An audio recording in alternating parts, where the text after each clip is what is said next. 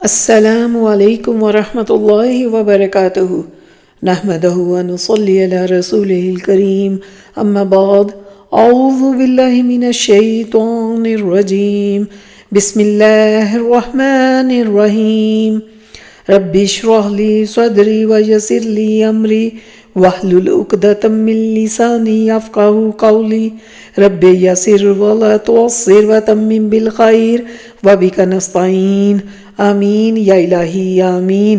امید ہے آپ سب لوگ خیر سے ہوں گے۔ اللہ کے حکم سے آج ہم 20واں پارہ سٹارٹ کر رہے ہیں۔ 20ویں پارے کا آغاز سورہ نمل کے بقیہ حصے سے ہوتا ہے۔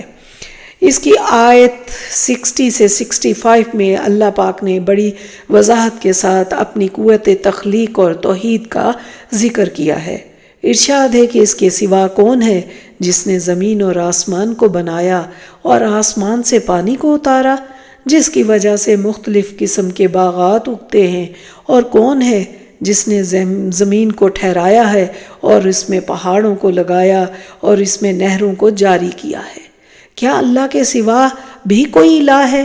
پھر پوچھا اللہ کے سوا کون ہے جو بے قراری کی حالت میں کی گئی دعاؤں کو سننے والا ہو، جو تکلیف پہنچتی ہے اس کو دور کرنے والا ہو، اور اللہ کے سوا کون ہے جو خشکی اور رات کی تاریکیوں میں انسانوں کی رہنمائی کرنے والا ہے، اور کون ہے جو خوشخبری دینے والی ہواؤں کو بھیجنے والا ہے؟ کیا اللہ کے سوا بھی کوئی معبود ہے جو تخلیق کا آغاز کرنے والا ہو اور دوبارہ اس کو زندہ کرنے والا ہو؟ اور کون ہے جو زمین اور آسمان سے رزق عطا کرنے والا ہو؟ اس کے بعد اللہ چیلنج کرتے ہیں کہ اگر تمہارے پاس کوئی دلیل ہے تو پیش کرو۔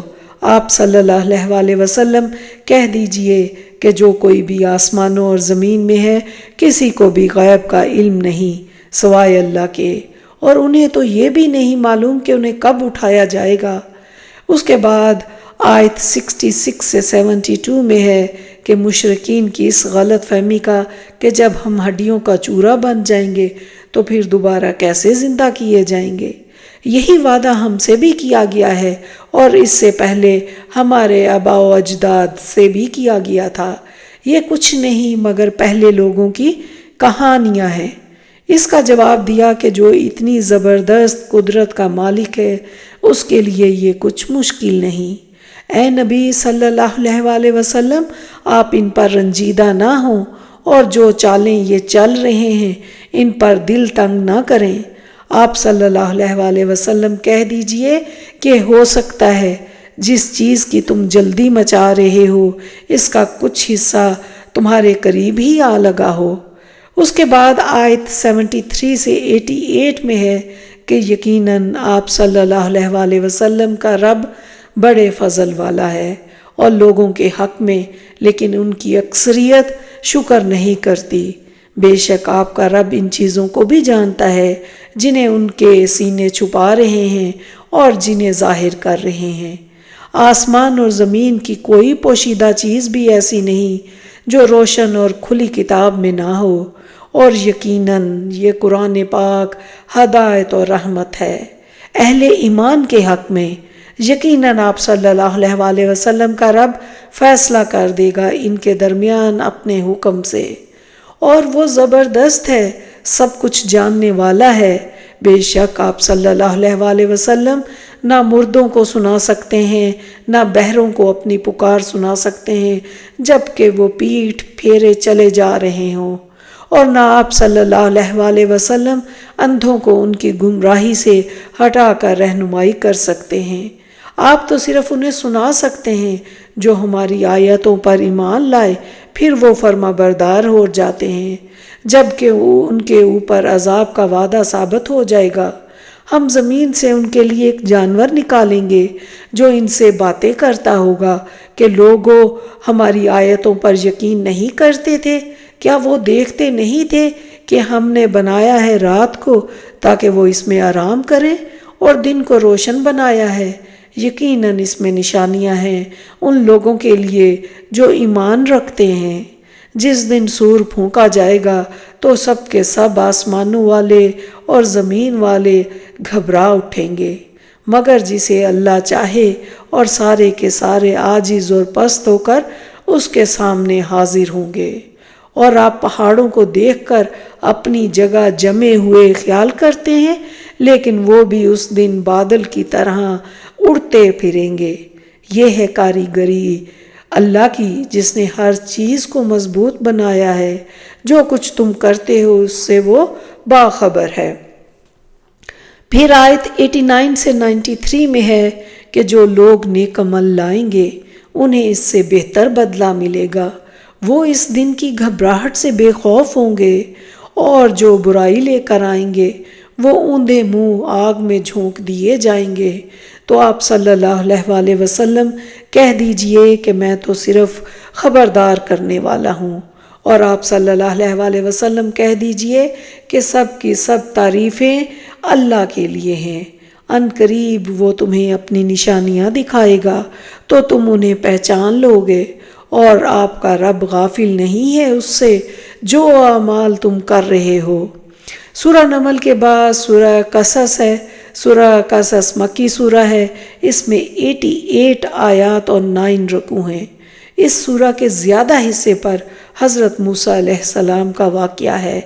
اس کی آیت 1 سے 6 میں ہے کہ یہ آیتیں ہیں روشن کتاب کی، آپ کے سامنے موسیٰ اور فرعون کا صحیح واقعہ بیان کرتے ہیں ان لوگوں کے لیے جو ایمان رکھتے ہیں۔ یقیناً فرعون نے زمین میں سرکشی کر رکھی تھی، وہاں کے لوگوں کو گروہ گروہ بنا رکھا تھا، اور ان میں سے ایک فرقہ کو کمزور کر رکھا تھا، اور ان کے لڑکوں کو تو ذبح کر ڈالتا تھا اور ان کی لڑکیوں کو زندہ چھوڑ دیتا تھا۔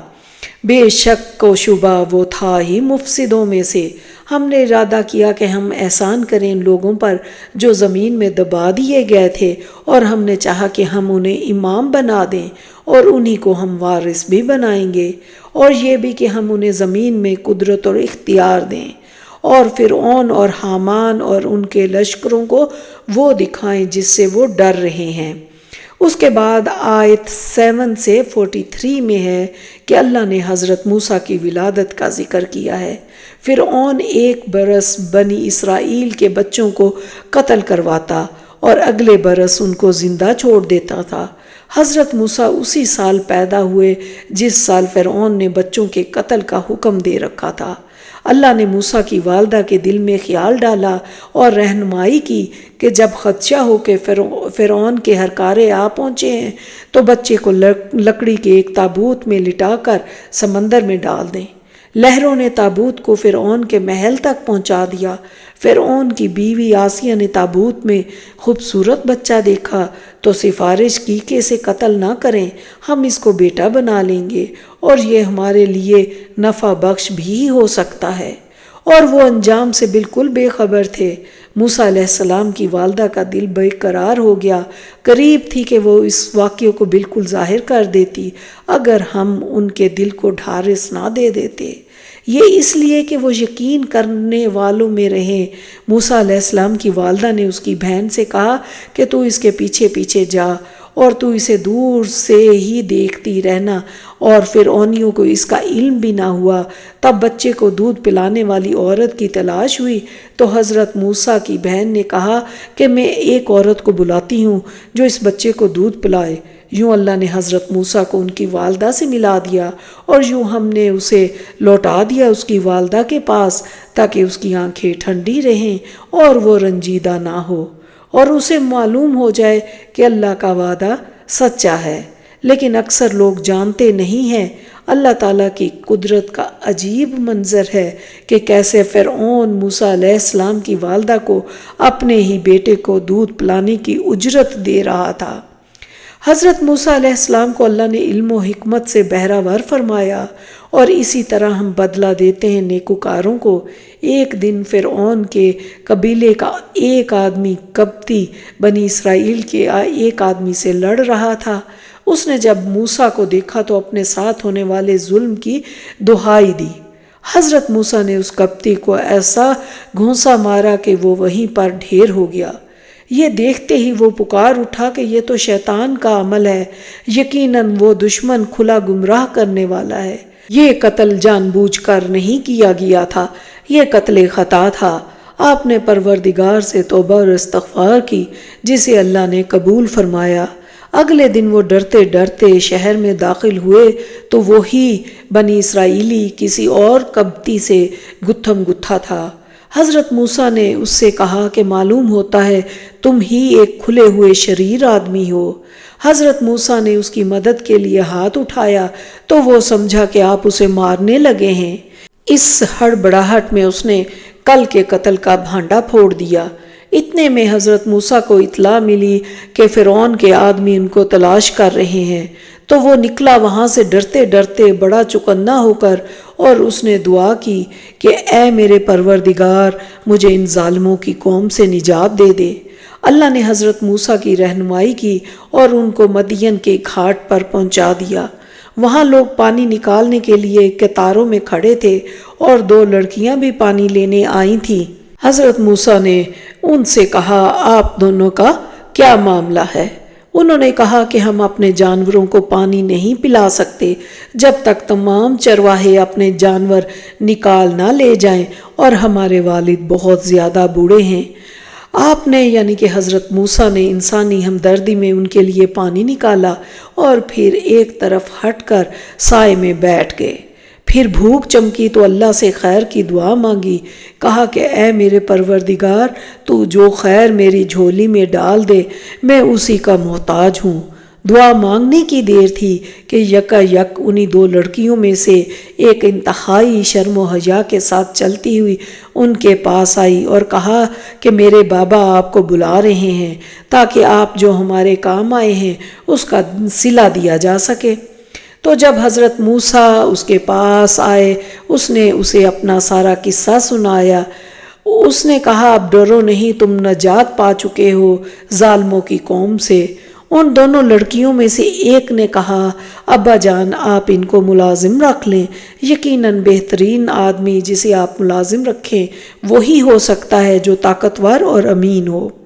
حضرت موسیٰ علیہ السلام مدین کے بزرگ شخص، بعض مفسرین کے مطابق حضرت شعیب علیہ السلام تھے۔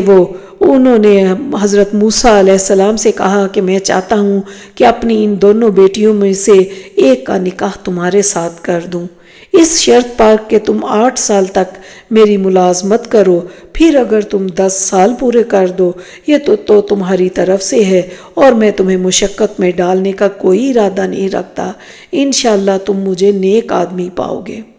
جب 10 برس پورے ہوئے حضرت موسیٰ علیہ السلام نے وطن واپسی کا ارادہ کیا، اپنی فیملی کو لے کر چل پڑے۔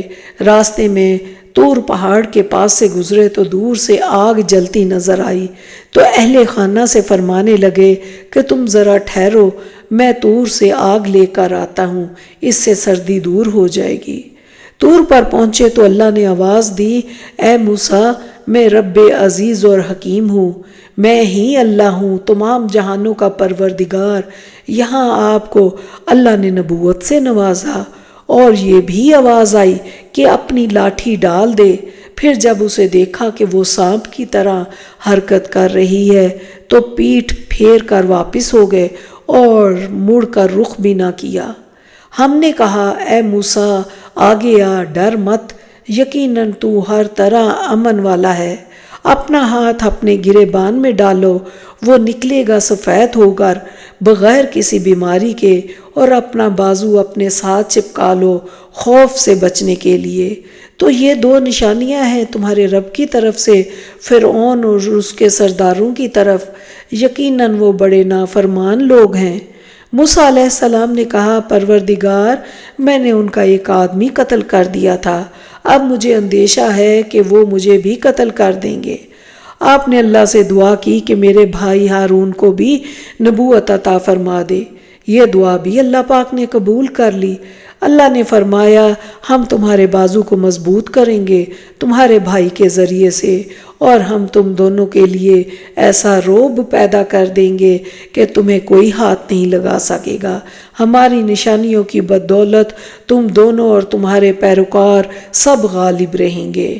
حضرت موسیٰ علیہ السلام فرعون کے پاس دعوت دین لے کر پہنچے تو اس نے دعوت کو قبول کرنے سے انکار کر دیا، اور فرعون نے کہا اے درباریو میں تو اپنے سوا تمہارے لیے کسی معبود کو نہیں جانتا، تو اے حامان ذرا تو میرے لیے مٹی کی اینٹوں کو آگ سے پختہ کرو، پھر میرے لیے ایک اونچا محل بنواؤ تاکہ میں جھانک سکوں موسیٰ کے الہ کو، اور میں تو سمجھتا ہوں کہ وہ جھوٹا ہے۔ موسیٰ نے ہر طرح سے اس کو سمجھایا مگر وہ نہ مانا، یہاں تک کہ اللہ نے اسے اور اس کے لشکریوں کو سمندر میں ڈبو کر غرق کر دیا، اور ہم نے بنا دیا انہیں امام، آگ کی طرف بلانے والے، اور قیامت کے دن ان کی کوئی مدد نہیں کی جائے گی، اور ہم نے ان کے پیچھے لعنت لگا دی، اس دنیا میں بھی اور قیامت کے دن وہ بہت برے حال والوں میں سے ہوں گے۔ اور ہم نے موسیٰ کو کتاب عطا فرمائی اس کے بعد کہ ہم نے پہلی جماعتوں کو ہلاک کر دیا تھا۔ یہ کتاب لوگوں کی آنکھیں کھولنے کے لیے تھی اور ہدایت و رحمت تھی تاکہ وہ نصیحت حاصل کریں۔ اس کے بعد آیت 44 سے 75 میں ہے کہ اور اے نبی صلی اللہ علیہ وسلم آپ موجود نہیں تھے اس پہاڑ کے غربی جانب جب ہم نے موسیٰ کی طرف حکم بھیجا تھا، اور نہ آپ صلی اللہ علیہ وسلم ان لوگوں میں شامل تھے جو وہاں حاضر تھے، اور نہ آپ صلی اللہ علیہ وسلم اس وقت طور کے پاس موجود تھے جب ہم نے موسیٰ کو پکارا تھا، بلکہ یہ سب رحمت ہے آپ صلی اللہ علیہ وسلم کے رب کی طرف سے، تاکہ آپ صلی اللہ علیہ وسلم اپنی قوم کو خبردار کریں، جس کی طرف آپ صلی اللہ علیہ وسلم سے پہلے کوئی خبردار کرنے والا نہیں آیا، شاید کہ وہ نصیحت حاصل کریں۔ آپ صلی اللہ علیہ وسلم کہیے کہ پھر لاؤ کوئی ایسی کتاب اللہ کے پاس جو ان دونوں سے زیادہ ہدایت والی ہو، میں اس کی پیروی کروں گا اگر تم سچے ہو۔ پھر اگر یہ لوگ آپ صلی اللہ علیہ وسلم کی بات کو قبول نہ کریں تو جان لیں کہ یہ لوگ صرف اپنی خواہشات کی پیروی کر رہے ہیں، اور اس شخص سے بڑھ کر کون گمراہ ہوگا جو اپنی خواہشات کی پیروی کر رہا ہو اللہ کی طرف سے کسی ہدایت کے بغیر۔ یقیناً اللہ ایسی ظالم قوم کو ہدایت نہیں دیتا، اور ہم برابر پے در پے لوگوں کے لیے اپنا کلام بھیجتے رہے تاکہ وہ نصیحت حاصل کر لیں، اور جب یہ قرآن انہیں پڑھ کر سنایا جاتا ہے تو وہ کہتے ہیں کہ ہم اس پر ایمان لائے، یقیناً یہ ہمارے رب کی طرف سے حق ہے، ہم تو اس سے پہلے ہی مسلم تھے۔ یہ وہ لوگ ہیں جنہیں ان کا اجر دیا جائے گا 2 مرتبہ بسبب اس کے کہ وہ ثابت قدم رہے اور وہ بھلائی کے ذریعے سے برائی کو دفع کرتے ہیں، اور جو کچھ ہم نے انہیں دیا ہے اس میں سے وہ خرچ کرتے ہیں۔ اے نبی صلی اللہ علیہ وسلم آپ ہدایت نہیں دے سکتے جس کو آپ چاہیں، بلکہ اللہ ہدایت دیتا ہے جس کو چاہتا ہے، اور وہ خوب جانتا ہے ہدایت پانے والوں کو۔ اور کتنی ہی بستیوں کو ہم نے ہلاک کر دیا جو کہ اتراتی تھی اپنی معیشت پر، تو دیکھ لو یہ ہیں ان کے کھنڈر بنے ہوئے گھر، نہیں ہوئے ان میں رہنے والے ان کے بعد مگر بہت تھوڑے، اور ہم ہی ان کے وارث ہو کر رہے۔ اور نہیں تھا آپ کا رب بستیوں کو ہلاک کرنے والا جب تک کہ وہ ان کی مرکزی بستی میں کوئی رسول نہ بھیج دیتا جو ان کو پڑھ کر سناتا تھا ہماری آیات، اور ہم ہرگز ان بستیوں کو ہلاک کرنے والے نہیں تھے مگر اس بنا پر کہ ان کے باسی ظالم ہو گئے تھے، اور جو کچھ بھی تم لوگوں کو دیا گیا ہے وہ بس دنیاوی زندگی کا سامان ہے اور اس کی زیب و زینت ہے، اور جو کچھ اللہ کے پاس ہے وہ بہتر ہے اور باقی رہنے والا ہے۔ تو کیا تم لوگ عقل سے کام نہیں لیتے؟ اس دن اللہ انہیں پکارے گا اور کہے گا کہ کہاں ہیں میرے وہ شریک جن کا تم زوم رکھتے تھے؟ ان سے کہا جائے گا کہ اب تم پکارو اپنے شریکوں کو، تو وہ انہیں پکاریں گے لیکن وہ انہیں کوئی جواب نہیں دیں گے، اور وہ دیکھ لیں گے عذاب کو۔ کاش وہ ہدایت پائے ہوئے ہوتے تو اندھی ہو جائیں گی ان پر تمام خبریں اس دن، پھر وہ ایک دوسرے سے پوچھ بھی نہیں سکیں گے۔ تو جس نے توبہ کی اور ایمان لایا اور نیک اعمال کیے تو امید ہے کہ وہ کامیابی پانے والے لوگوں میں سے ہوں گے۔ اور آپ صلی اللہ علیہ وسلم کا رب خوب جانتا ہے جو کچھ چھپاتے ہیں ان کے سینے اور جو کچھ وہ ظاہر کرتے ہیں۔ آپ صلی اللہ علیہ وسلم کہیے، کیا تم لوگوں نے کبھی غور کیا اگر اللہ تم پر رات مسلط کر دے ہمیشہ کے لیے قیامت کے دن تک، تو کون معبود ہوگا اللہ کے سوا جو تمہارے لیے روشنی لائے گا؟ تو کیا تم لوگ سنتے نہیں ہو؟ آپ صلی اللہ علیہ وسلم کہیے، کیا تم لوگوں نے کبھی یہ سوچا اگر اللہ تم پر ہمیشہ کے لیے دن ہی کو قائم کر دے قیامت کے دن تک، تو کون سا معبود ہے اللہ کے سوا جو تمہارے لیے رات لائے گا جس میں تم آرام کر سکو؟ تو کیا تم لوگ دیکھتے نہیں ہو؟ اسی نے تو تمہارے لیے اپنے فضل و کرم سے دن رات مقرر کر دیے ہیں کہ تم رات میں آرام کرو اور دن میں اس کی بھیجی ہوئی روزی تلاش کرو، یہ اس لیے کہ تم شکر ادا کرو۔ اس کے بعد آیت 76 سے 88 میں ہے کہ اللہ نے سرمایہ داروں کو خبردار کرنے کی غرض سے قارون کا قصہ ذکر کیا ہے، جو بے تحاشا مال کا مالک تھا۔ اس کے خزانوں کی کنجیاں ایک پوری جماعت اٹھایا کرتی تھی۔ جب اس سے کہا اس کی قوم کے لوگوں نے کہ اتراؤ مت، یقیناً اللہ اترانے والوں کو، تکبر کرنے والوں کو پسند نہیں کرتا، اور جو کچھ اللہ نے تمہیں دیا ہے اس سے دار آخرت حاصل کرنے کی کوشش کرو، اور مت بھولو تم، اور دنیا سے اپنا حصہ لوگوں کے ساتھ احسان کرو جیسے اللہ نے تمہارے ساتھ احسان کیا ہے، اور زمین میں فساد مت مچاؤ، یقیناً اللہ فساد مچانے والوں کو پسند نہیں کرتا۔ لیکن جب اسے غرور کرنے اور زمین میں فساد کرنے سے روکا گیا تو اس نے کہا، یہ تو میرا مال ہے جو مجھے میری دانش کے بدلے ملا ہے، یعنی میری عقل سے مجھے ملا ہے، میں اسے جیسے چاہوں استعمال کروں۔ پھر ایک دن وہ نکلا اپنی قوم کے سامنے اپنے پورے ٹھاٹ باٹ سے، تو کہا ان لوگوں نے جو خواہش مند تھے دنیا ہی کی زندگی کے کہ کاش یہ سب کچھ ہمارے لیے بھی ہوتا جو قارون کو ملا ہے، یقیناً وہ بڑے نصیب والا ہے۔ اس کی سرکشی پر ہم نے اسے اور اس کے محل کو زمین میں دھنسا دیا، تو اس کے لیے نہ تو کوئی ایسا لشکر تھا جو اس کی مدد کرتا اللہ کے مقابلے میں، نہ وہ خود اس قابل تھا کہ بدلہ لینے والوں میں سے ہوتا۔ اور جن لوگوں نے کل اس کے مرتبے کی تمنا کی تھی، اب وہ یوں کہہ رہے تھے، ہائے افسوس، اللہ ہی کشادہ کرتا ہے رزق جس کا چاہتا ہے اپنے بندوں میں سے، وہی تنگ کرتا ہے۔ اگر اللہ نے ہم پر احسان نہ کیا ہوتا تو ہمیں بھی زمین میں دھنسا دیتا۔ افسوس کہ کافر بالکل فلاح نہیں پائیں گے۔ کوئی نیکی لے کر آئے گا تو اس کے لیے بدلہ ہوگا، اس سے بہتر جو کوئی برائی لے کر آئے گا تو برائیوں کا ارتکاب کرنے والوں کو بدلہ نہیں دیا جائے گا مگر وہی کہ جو کچھ وہ کر کے لائیں گے۔ اور اے نبی صلی اللہ علیہ وسلم، آپ کو تو کوئی توقع نہ تھی کہ آپ پر کتاب اتاری جائے گی، یہ تو محض آپ صلی اللہ علیہ وسلم کی رب کی رحمت سے ہے۔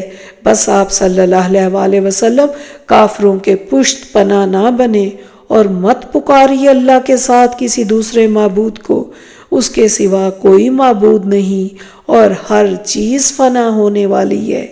اس کے بعد سورہ عنکبوت ہے، یہ مکی سورہ ہے، اس میں 69 آیات اور 7 رکوع ہیں۔ عنکبوت مکڑی کو کہتے ہیں۔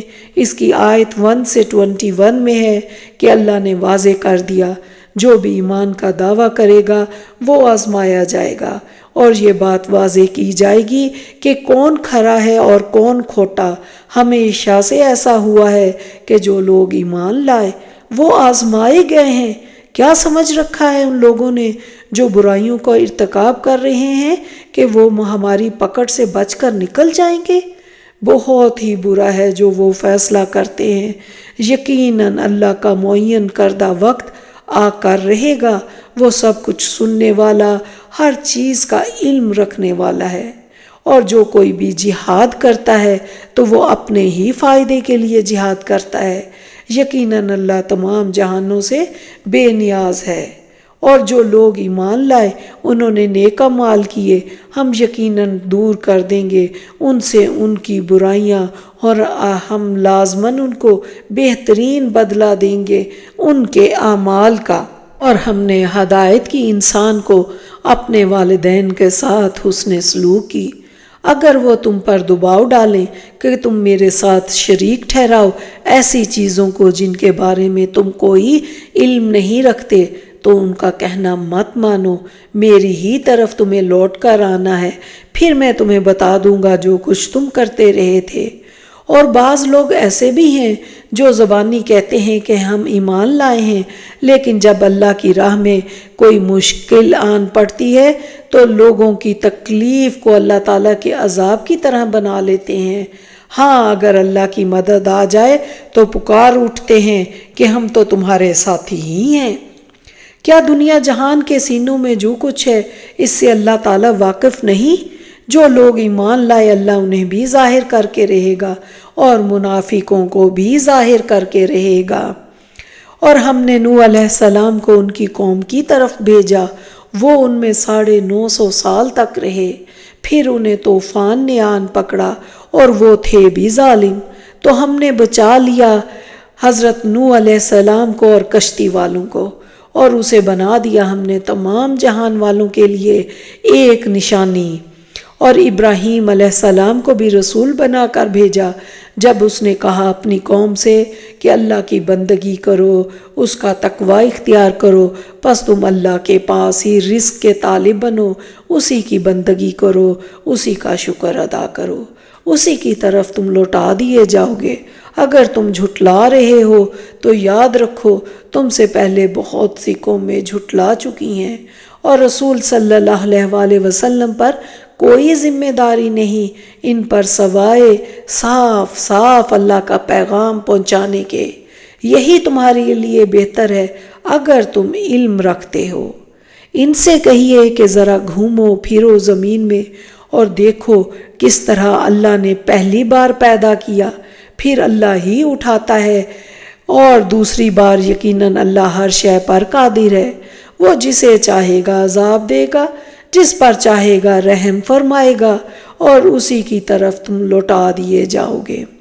اس کے بعد آیت 22 سے 44 میں ہے کہ اور تم اسے عاجز نہیں کر سکتے زمین میں اور نہ آسمان میں، اور نہیں ہے اللہ کے مقابلے میں کوئی تمہارا حمایتی اور نہ ہی کوئی مددگار۔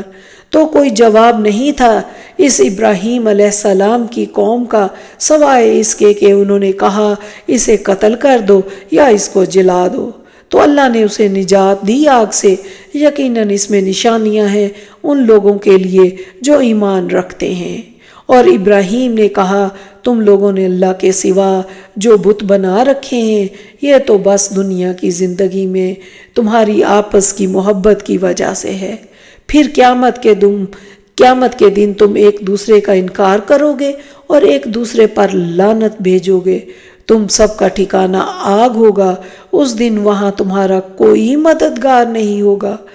پس حضرت ابراہیم علیہ السلام پر حضرت لوط علیہ السلام پر ایمان لائے، کہنے لگے کہ میں اپنے رب کی طرف ہجرت کرنے والا ہوں، وہ بڑا ہی غالب اور حکیم ہے، اور ہم نے اسے اسحاق جیسا بیٹا اور یعقوب جیسا پوتا عطا کیا، اور اس کی نسل میں ہم نے رکھ دی نبوت اور کتاب، ہم نے اسے دنیا میں بھی اس کا اجر عطا کیا اور آخرت میں بھی وہ یقیناً ہمارے نیک بندوں میں سے ہوگا۔ اور ہم نے بھیجا لوط کو جب اس نے اپنی قوم سے کہا کہ تم لوگ ایسی بے حیائی کا ارتکاب کر رہے ہو جو تم سے پہلے تمام جہان والوں میں سے کسی نے نہیں کی، تو اس کی قوم کا جواب اس کے سوا نہیں تھا کہ انہوں نے کہا تم لے آؤ ہم پر اللہ کا عذاب اگر تم سچے ہو۔ اس نے دعا کی اے میرے پروردگار میری مدد فرما اس مفسد قوم کے خلاف۔ جب ہمارے فرشتے ابراہیم علیہ السلام کے پاس بشارت لے کر آئے انہوں نے کہا ہم اس بستی والوں کو ہلاک کرنے والے ہیں، یقیناً اس کے باسی بڑے ظالم ہیں۔ ابراہیم علیہ السلام نے کہا کہ اس میں لوط بھی تو ہیں۔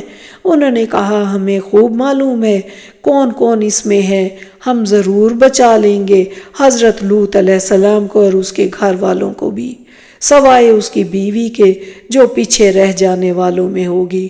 پس ہم نازل کرنے والے ہیں اس بستی والوں پر ایک عذاب آسمان سے بسبب اس فسق و فجور کے جو وہ کر رہے تھے۔ اور مدین کی طرف بھیجا ہم نے ان کے بھائی شعیب کو، تو اس نے کہا اے میری قوم کے لوگو، اللہ کی بندگی کرو اور آخرت کے دن کی امید رکھو اور زمین میں فساد مت مچاتے پھرو۔ انہوں نے اسے جھٹلا دیا، چنانچہ انہیں آن پکڑا زلزلے نے، تو وہ رہ گئے اپنے گھروں کے اندر اوندھے گھرے ہوئے۔ اور عاد اور سمود کو بھی ہم نے ہلاک کیا، اور تم پر واضح ہو چکی ہیں ان کے مساکن، اور شیطان نے مزین کر دیے تھے ان کے لیے ان کے برے اعمال، اور اس شیطان نے روک دیا تھا انہیں سیدھے راستے سے، حالانکہ وہ بہت سمجھ بوجھ والے لوگ تھے۔ اس طرح ہلاک کیا ہم نے قارون، فرعون اور حامان کو بھی۔ ان کے پاس آئے تھے موسیٰ واضح نشانیاں لے کر، تو انہوں نے زمین میں تکبر کیا، لیکن وہ ہماری پکڑ سے بچ کر نکل جانے والے نہیں تھے۔ اس صورت میں اللہ پاک نے یہ بھی بیان فرمایا کہ مشرکوں کی مثال مکڑی کی ہے جو گھر بناتی ہے لیکن اس کی کوئی بنیاد نہیں ہوتی۔ اس طرح مشرک غیر اللہ کو پکارتے ہیں مگر ان کی پکار میں کوئی وزن نہیں ہوتا، کوئی دلیل نہیں ہوتی، بے شک ان کا وعدہ مکڑی کے جالے کی طرح کمزور ہوتا ہے، اور بے شک گھروں میں کمزور ترین گھر مکڑی کا گھر ہے۔ اللہ تعالیٰ مثال کے ذریعے بات سمجھاتے ہیں تاکہ اس سے نصیحت حاصل کی جائے۔ گھر کس لیے بنتا ہے؟ اللہ نے تخلیق کیا آسمان اور زمین کو حق کے ساتھ، اور یقیناً اس میں عظیم نشانی ہے ایمان والوں کے لیے۔ یہاں پر 20واں پارہ ختم ہوا، اور اب ہم کچھ غور و فکر اور عمل کے کچھ پوائنٹس دیکھتے ہیں۔ سب سے پہلے ہم نے سورہ نمل آیت 60 میں دیکھا کہ بھلا بتاؤ تو کہ آسمانوں کو اور زمین کو کس نے پیدا کیا، کس نے آسمان سے پانی برسایا؟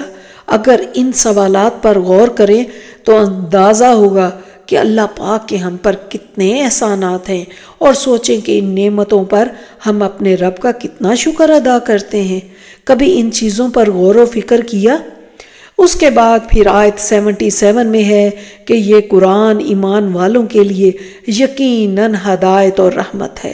تو جس چیز سے ہمیں رحمت ملتی ہے اس سے دور رہنا مطلب کہ اللہ کی رحمت سے دور رہنا ہے۔ پھر اس صورت سے ہمیں پتہ چلتا ہے قیامت کے نزدیک ایک جانور زمین سے نکلے گا جو لوگوں سے کلام کرے گا۔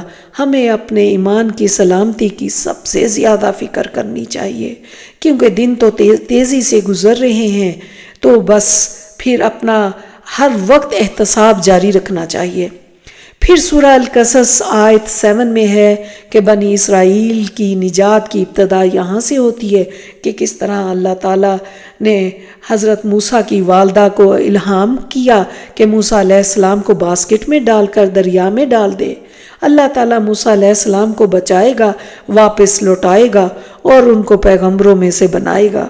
کس طرح حضرت موسیٰ کی ماں کو اپنے بیٹے کے پاس رکھا، کیسے اللہ نے اسباب بنائے۔ بس اللہ پر یقین ہونا چاہیے ہمیشہ، تو اللہ خود ہی اسباب بنا دیتا ہے۔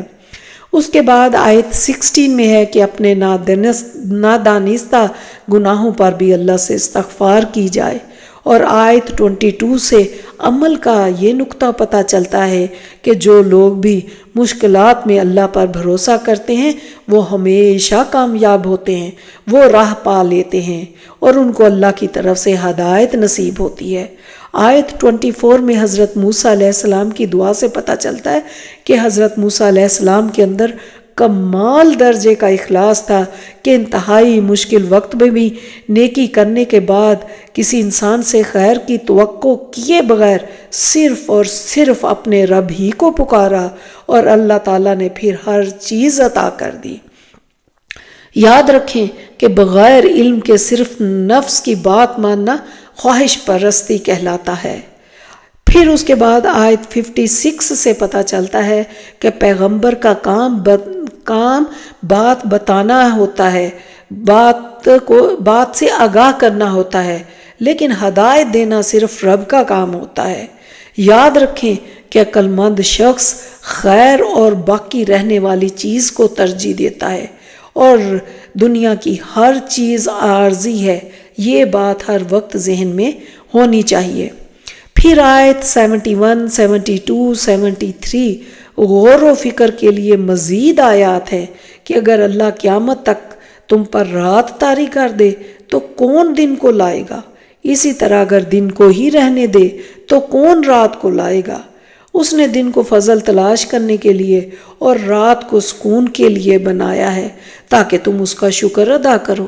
تو خود کا جائزہ لے کہ دن میں کتنی دفعہ رب کا شکر ادا کرتے ہیں اس کی دی ہوئی نعمتوں پر۔ اور اس کے بعد آیت 76 اور 77 میں ہے کہ اللہ فخر کرنے والے اور مفسدین کو پسند نہیں کرتا۔ فرعون، حامان اور قارون کا بدترین انجام ہوا۔ یاد رکھیں کہ مال و دولت کی کمی یا زیادتی اللہ کی رضامندی یا ناراضگی کی دلیل نہیں ہے، لیکن اگر ایمان میں اضافہ ہو سمجھیں کہ اللہ کی محبت کی سب سے بڑی یہ علامت ہے۔ اس کے بعد سورہ عنکبوت آتی ہے، اس کی آیت 1 میں ہے کہ ایمان لانے پر امتحان تو ہوگا، جتنا مضبوط ایمان اتنی بڑی آزمائش ہوگی۔